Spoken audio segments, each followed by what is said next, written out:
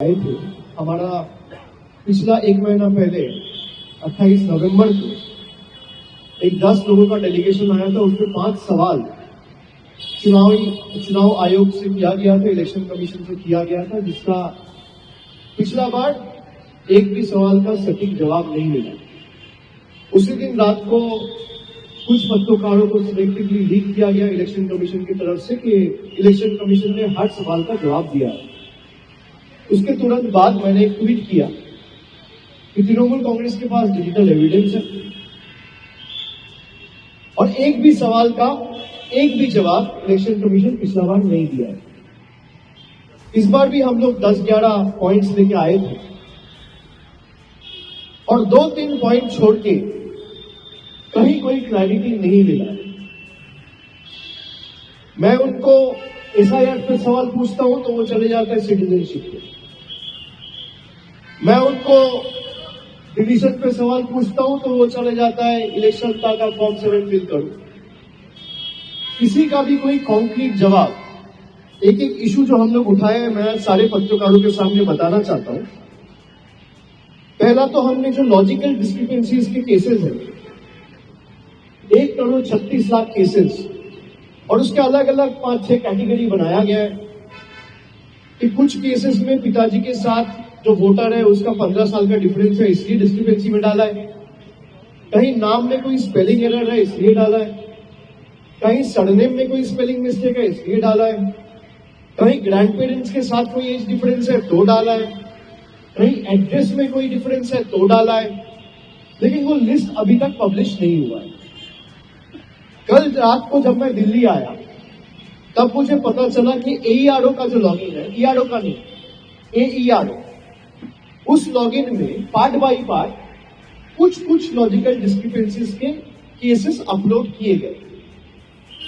लेकिन उसमें भी जो ऐप के थ्रू अपलोड किया गया उस ऐप में भी बहुत सारे फ्लॉज हैं, जो आज मैंने मीटिंग में बताया। जैसे ही आप लॉजिकल डिस्क्रिपेंसीज के कोई केस में जाते हैं तो वहां पे 4 ड्रॉप डाउन आते हैं। एक आता है सेंड टू DEO, एक आता है जनरेट हियरिंग नोटिसेस, एक आता है फाउंड ओके, और चौथा आता है फाउंड इनएलिजिबल।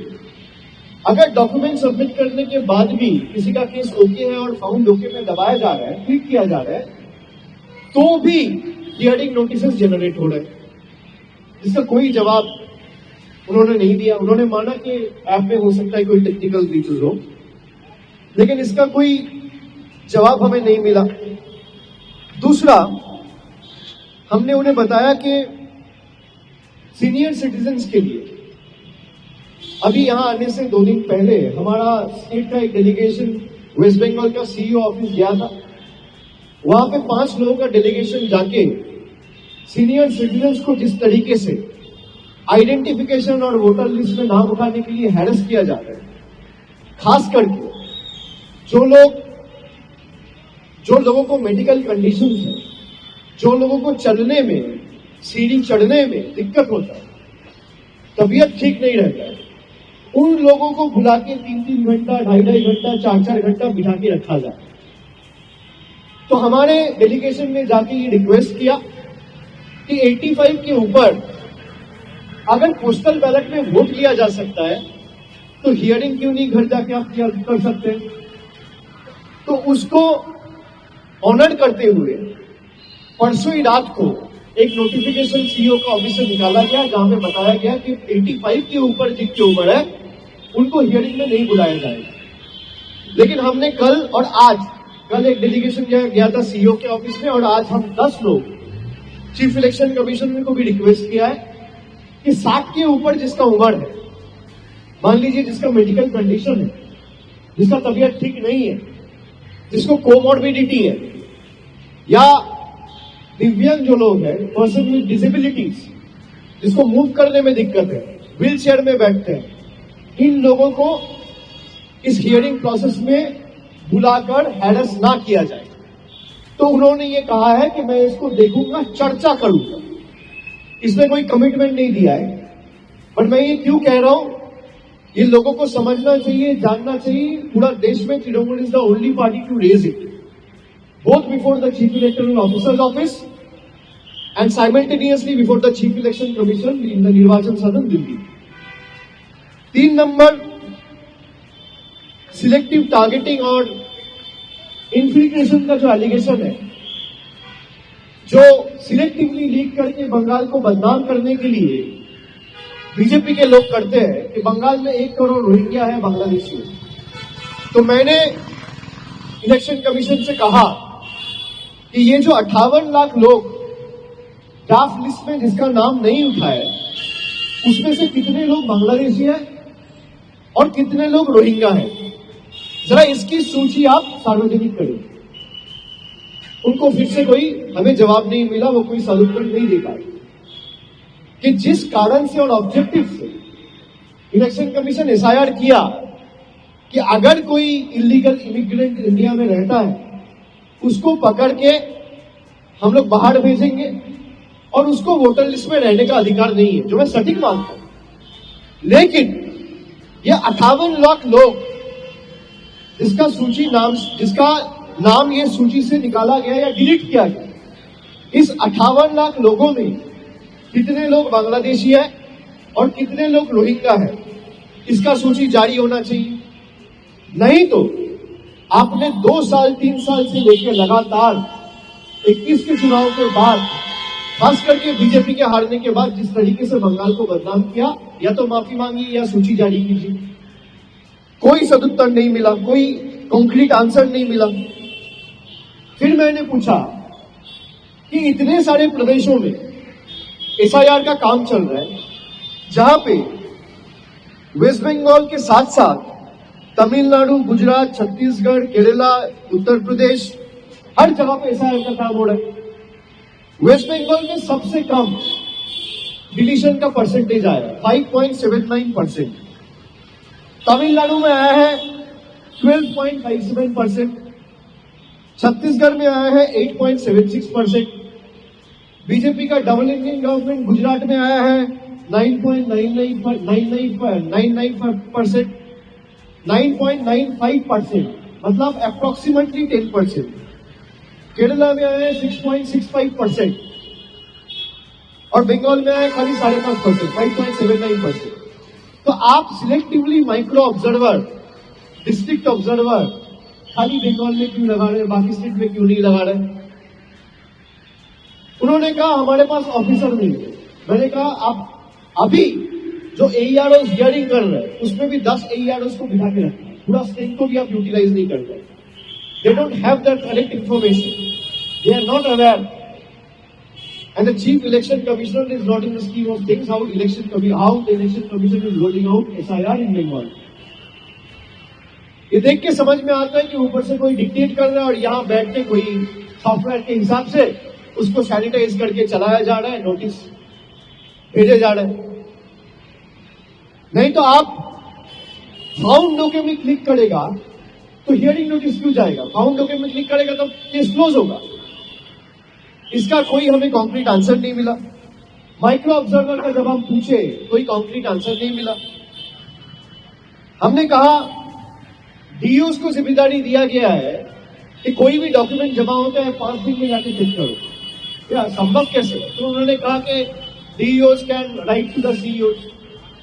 फिर भी जरा आप मुझे बताइए कि मैंने अपने डीएलओ को एक डॉक्यूमेंट दिया कि मैं बंगाल का वोटर हूं, अभी मेरा उम्र हो सकता है 35 साल हो, 40 साल हो, 45 साल हो, लेकिन जब मैं 10th क्लियर किया था तो हो सकता है मैं तमिलनाडु से किया था या राजस्थान से किया था या दूसरा कोई स्टेट का कोई स्कूल से किया था, कॉलेज कोई यूनिवर्सिटी से किया था, तो बंगाल के बाहर हो।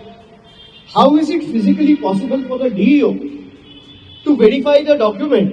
And there will be thousands of documents, not just 1 or 2. There will be tens, thousands of documents. How is it physically and literally feasible for the DEO to verify those voluminous documents within a short span of 5 days? Isn't this decision arbitrary? उसके बाद हम लोग जो third party agencies के बारे में पूछे कि डेटा मिशन करके इलेक्शन कमीशन ने बंगाल में एक एजेंसी लगाया है सर्वे करने के लिए, तो बोला अच्छा मुझे तो पता ही नहीं है। और अगर मैं झूठ कह रहा हूं तो जरा वहां पे सीसीटीवी का फुटेज रिलीज करे मीडिया के सामने। भाई हमारे पास तो कैमरा नहीं थे, या इलेक्शन कमीशन का प्रीमाइस में हर जगह सीसीटीवी है, चेक करके अंदर गए। तो आप अगर सच कह रहे हो, पूरा 2.5 घंटा मीटिंग का सीसीटीवी फुटेज आप रिलीज कर दो, लोग देखें क्या बात हुआ, कौन झूठ बोला कौन सच बोला। बोला हमारे पास तो कोई नॉलेज ही नहीं है, कोई एजेंसी को लगाया गया, हो सकता है सीईओ का ऑफिस से किया है। मैंने कहा अगर सीईओ का ऑफिस से किया है तो आप फोकस करिए। How can the CEO's office issue directives and notifications without your approval and consent? तो उन्होंने वो कॉपी मांगा, हमने वो कॉपी भी दिया। उसके बाद हमने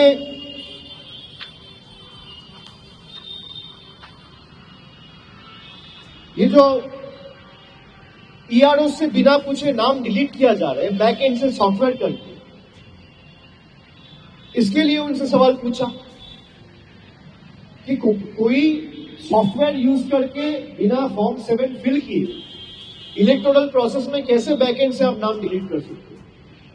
तो उन्होंने कहा कि अगर किसी ने न्यूमरेशन फॉर्म नहीं भरा तो उसका नाम डिलीट होगा। मैंने कहा सही है, एकदम सही है, न्यूमरेशन फॉर्म नहीं भरा, नाम डिलीट होगा।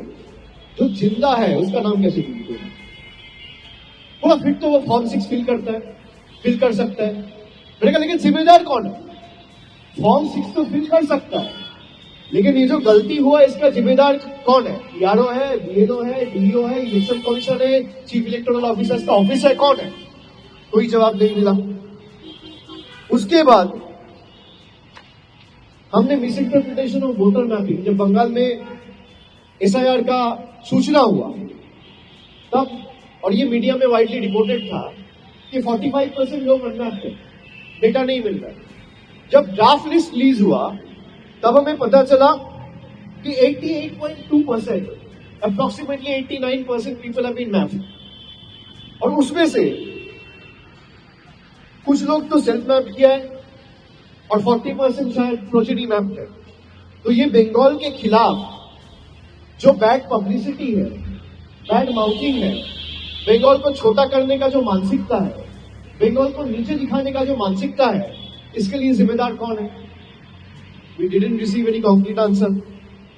उसके बाद हमने पूछा माइग्रेंट वर्कर्स के बारे में कि आपने कहा कि माइग्रेंट वर्कर्स जब फॉर्म फिलअप हो रहा था तो इन्यूमरेशन फॉर्म फिलअप करते वक्त माइग्रेंट लेबर का फैमिली का कोई भी एडल्ट फैमिली मेंबर 18 साल के ऊपर जिसका उम्र हो वो फॉर्म फिलअप करेगा और उसके साथ वो फॉर्म जमा देगा। तो माइग्रेंट लेबर को खुद आने का जरूरत नहीं है। मान लीजिए किसी का घर है हुगली में और वो काम करता है कहीं बाहर में, तमिलनाडु या पंजाब में, तो हियरिंग में आप उसको फिजिकली बुला के हैरेस नहीं कर सकते। अगर देश का सुप्रीम कोर्ट का हियरिंग वर्चुअल हो सकता है, अगर देश के जितने भी हाई कोर्ट्स हैं, हाई कोर्ट्स की हियरिंग वर्चुअल हो सकता है, तो इलेक्शन कमीशन की हियरिंग वर्चुअल क्यों नहीं करेगा? तो उन्होंने कहा कि ये पॉइंट ठीक है, मैं नोट डाउन करता हूं, आई विल एक्सप्लोर और चर्चा करेंगे। जैसा बात हुआ है मैं आपको बोल रहा हूं, फिर सिलेक्टिव लीक करेगा तो हर पत्रकार, अगर आप जर्नलिस्टिक एथिक्स में बिलीव करते हो, ask them to release the CCTV footage. उसके बाद बंगाल के ऊपर जो स्टेप मदरली ट्रीटमेंट चल रहा है, ये माइक्रो ऑब्जर्वर से स्टार्ट करके बंगाल का क्रेडिबिलिटी खराब करना, बंगालीज को हैरेस करना, बंगाल के लोगों को हैरेस करना। जैसे माइग्रेंट लेबर के केस में बिहार में जब हुआ था तब किसी को फिजिकल हियरिंग में बुलाया नहीं था, नोटिस किया था। अब नोटिस के बेसिस से उसके परिवार का, मान लीजिए परिवार का वो पत्नी हो सकता है, वो माँ हो सकता है, वो पिताजी हो सकता है, वो बेटा हो सकता है, वो बेटी हो सकता है, वो बहन हो सकता है, वो भाई हो सकता है। वो परिवार के कोई भी अगर वो नोटिस के बेसिस पे डॉक्यूमेंट लेके बीएलओ को सबमिट कर दिया, उसके बाद कभी उसको हियरिंग में बुलाया नहीं गया। तो बिहार के लिए रूल अलग और बंगाल के लिए रूल अलग थी। तो ये 8-10 सवाल हम लोगों ने पूछे और कोई भी वो 2-3 मुद्दा, जैसे एक मैंने बोला पर्सन विद डिसेबिलिटी, एक मैंने बोला 60 के ऊपर जिसका एज है और मेडिकल कंडीशन है, और दूसरा हियरिंग वेन्यू डिसेंट्रलाइज करने के लिए उन्होंने भी बोला है कि भाई हियरिंग वेन्यूज को मैं डिसेंट्रलाइज करूंगा और डीएम्स के पास और डीईओस के पास ये डिस्क्रिशन है, they can use their own discretion and increase the number of venue. तो ये चीज स्टेट को उन्होंने लिखित में दिया नहीं था, आज मुझे बोला, पता चला, तो we will look into it कि अगर हियरिंग वेन्यूज बढ़ाया जा सकते हैं तो लोगों को दिक्कत नहीं होगा। उन्होंने बोला कि आपके BLA-2 क्यों हियरिंग वेन्यू में जाएगा, मैंने बोला क्यों नहीं जाएगा। अगर BLA-2 बूथ में बैठ सकता है, पोलिंग स्टेशन में बूथ का एजेंट बैठ सकता है पार्टी का, जब आप इन्यूमरेशन फॉर्म डिस्ट्रीब्यूट कर रहे हैं तब BLO के साथ BLA-2 जा सकता है, तब हियरिंग में BLA-2 क्यों नहीं जाएगा। बोला नहीं जाना चाहिए। मैंने बोला ठीक है नहीं जाएगा, आप सर्कुलर इशू करो। बोला मैं सर्कुलर इशू नहीं करूंगा। मैं बोला सर्कुलर इशू नहीं करेगा तो BLA-2 रहेगा। अब ये जो जोर जबरदस्ती मानसिकता, वो सर्कुलर इशू इसलिए नहीं कर सकता क्योंकि circular will be challenge in the court of law. अगर आप ओरली बोलते हैं उसे कोई वैल्यू नहीं है। तो अगर इलेक्शन कमीशन को लगता है कि भाई BLA-2 नहीं रहेगा, और मैं ये दोबारा दोहराना चाहता हूं, यही सब गलती कांग्रेस ने किया है। आम आदमी पार्टी दिल्ली में पकड़ नहीं पाया, बिहार में आरजेडी कांग्रेस पकड़ नहीं पाया, इसलिए बीजेपी 88% का स्ट्राइक रेट लेके जीता है। बीजेपी महाराष्ट्र में जीता है, स्ट्राइक रेट है 88%। बीजेपी दिल्ली जीता है, स्ट्राइक रेट है 88%। बीजेपी बिहार जीता है, स्ट्राइक रेट है 88%। ये कोइंसिडेंस लगता है आपको? वोट चोरी तो यहां हो रहा है, वोट चोरी ईवीएम में नहीं हो रहा है। ये मैं दौड़ा देता हूं, ये ईवीएम जो भी कहता है, जिसको चुनाव कराना आता है वो वोटर लिस्ट में नजर दे, वोटर लिस्ट में चोरी हो रहा है। और यही चीज कोई और पॉलिटिकल पार्टी पकड़ नहीं पाया। अगर कोई पॉलिटिकल पार्टी कांग्रेस ने पकड़ लिया होता, हरियाणा से, महाराष्ट्र से, न्यू दिल्ली से, बिहार से, चारों स्टेट में बीजेपी हाथ, वो व्हाट्सएप के बेसिस पे डायरेक्शन दे रहे हैं। A government functioning is governed by official circular and notification, not by WhatsApp directives. The union government plans to run the country on WhatsApp. The Election Commission of India wants to run the country and the state on WhatsApp without issuing any official circular and formal notifications. What is compelling them from issue and notification? Because they know if we issue a notification, all political parties in the country, including us, will have the right to challenge it in the court of law. That is why they are not doing it. Why will BLA-2s will not be allowed to be a part of the hearing venues? If they can be a part of the entire SIR process when the enumeration forms are distributed, if they can remain present within the polling station when the votes are being cast, why can't they be a part of the hearing process?